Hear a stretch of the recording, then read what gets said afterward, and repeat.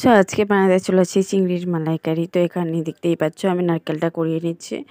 দুটো মালা নিয়েছি, মানে একটা নারকেল, গোটা নারকেল, সেটাই কুড়িয়ে নিলাম, দেখতেই পাচ্ছ। এবার এটা গরম জলে দিয়ে দিলাম। গরম জলে দিয়ে খুব ভালো করে আর কি মিল্কটা বের করে নেব নারকেল থেকে।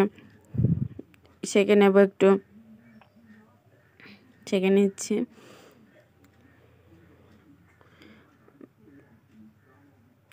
এবার দেখছোই মিল্কটা রেডি। এবার কড়াইতে সর্ষের তেল দিলাম, সাথে তেজপাতা দিলাম, আর ওখানে আছে কি কি আছে লেখাই আছে ওখানে,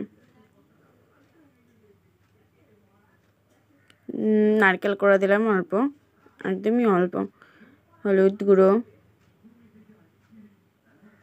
নুন স্বাদ মতো,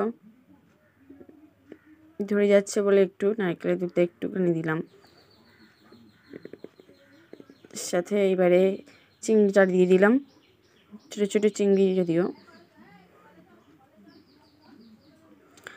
একটু জল দিয়ে দিলাম কারণ আরও ধরে লাগছিল। তো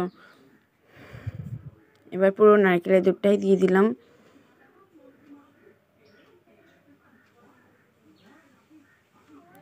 কাঠের নুনে রান্না করার মজাটাই আলাদা, একদম টেস্টটা অন্য হয়, ভীষণ সুন্দর টেস্ট হয়।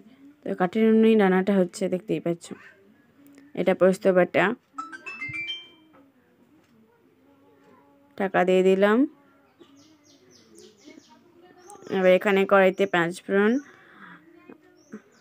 সাথে নেড়ে চেড়ে নিলাম একটু।